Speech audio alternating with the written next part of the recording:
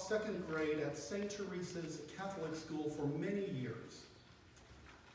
Quite a few years ago, her class of 19 students included a 12-year-old boy named Jeremy.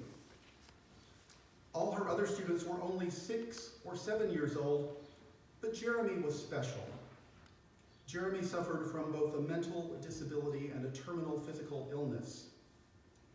Jeremy, who would likely die prior to reaching adulthood, struggled to learn.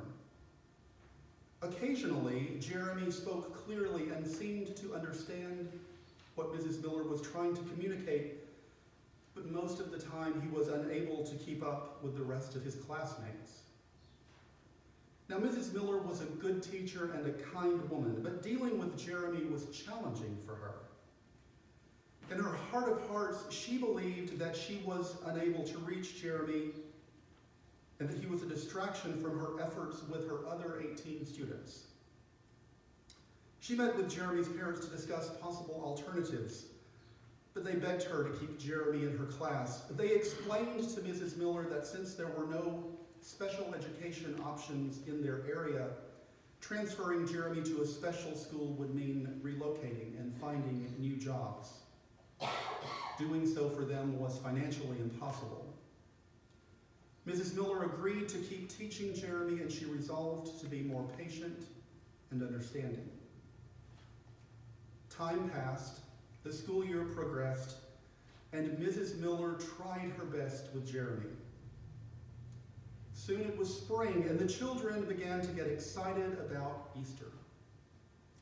They were excited about new clothes, spring break, the Easter bunny, Easter eggs, but also, because St. Teresa's was a Catholic school, about the true meaning of the holiday. One day, just before Easter break, Mrs. Miller sent each student home with an empty plastic egg. She asked them to bring the eggs back the following morning filled with something representing new life.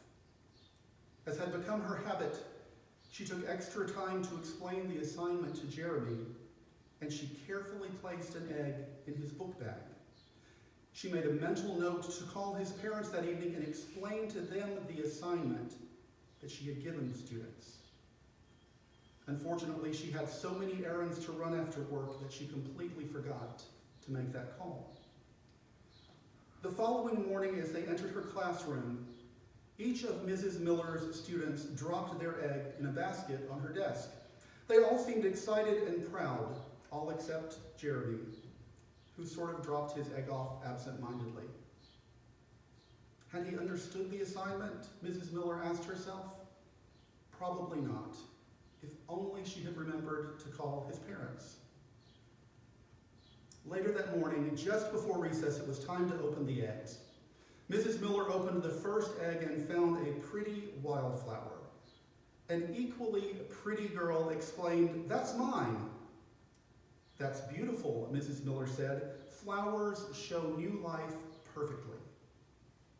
The second egg revealed a very realistic plastic butterfly. "Who put the butterfly in their egg?" Mrs. Miller asked. A small boy in the back of the classroom sheepishly raised his hand. "Me," he said. "Butterflies come from caterpillars." "That's right, caterpillars," Mrs. Miller said approvingly. When Mrs. Miller opened the third egg, it was empty. Instinctively, she knew it was Jeremy's. If only she had remembered to make that phone call last night. Not wanting to embarrass him, she laid the empty egg aside and reached for the next one.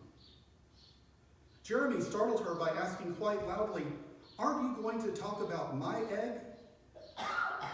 Mrs. Miller smiled and said, "But Jeremy, your egg's empty." "That's right," Jeremy said with a big grin. "Empty. Just like Jesus' tomb, because God raised him up." Well, as you can imagine, Mrs. Miller fought back tears as she opened the remaining eggs. When the students went to recess, though, she completely broke down. She thanked God for Jeremy and for his powerful reminder of the resurrection and of new life with Jesus. That day, Doris Miller met the risen Jesus in a new and very personal way, thanks to a sweet, simple boy and his empty egg, both of which she had tried to just set aside. For the rest of her life, whenever she saw one of those cheap plastic eggs, she thought of Jeremy's simple but true statement of faith: empty, because God raised Jesus up. Jeremy died later that year, and Mrs. Miller prepared a very special arrangement for his memorial service. Wildflowers, pretty little wildflowers, surrounding 19 brightly colored plastic eggs, all of which were empty. Empty because God raised Jesus up. Empty because God raises us up too. Nearly 2,000 years ago, Mary Magdalene became the first person to encounter Jesus following his resurrection. Why did Jesus choose Mary to be the first? I mean, why not Peter or John? Well, the Gospels tell us that Mary Magdalene and several other women faithfully supported Jesus and cared for him throughout his ministry. They were there with him during his arrest and trial, and they watched the horror of the crucifixion. They noted the location of his tomb so that they could come back later to care for his body. Peter and John only came to the tomb that morning after Mary told them the stone had been rolled away. They came late and they left early. Jesus appeared to Mary first because she showed up again and again, ready and willing to serve. Jesus appeared to Mary because she waited for him. On Easter morning, however, she initially came to the tomb in darkness, both literally and figuratively. Mary walked to the tomb that morning before sunrise in complete darkness and in complete ignorance of the resurrection.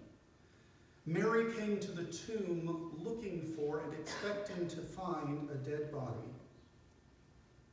We would all be wise to follow Mary's example, though, even though we don't know what God is doing or how we fit into God's plan.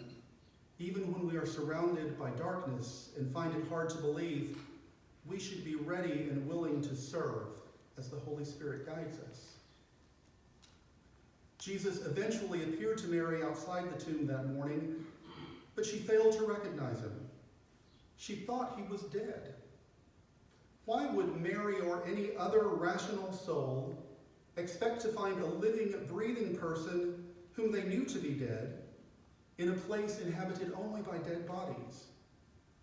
Mary was looking at Jesus, but she failed to see him. He spoke to her and she replied, but still her mind refused to acknowledge the truth. But when he spoke her name, when he called his friend by name as he had done countless times before, when Jesus said, Mary, at that moment, all the love of God shattered the darkness which had engulfed her. At that moment, Mary met the risen Jesus. And in a time and place where women lived their lives unknown and unnoticed, Jesus called Mary by her name. He knew her and he loved her. And she would never forget that first personal encounter with her risen Redeemer.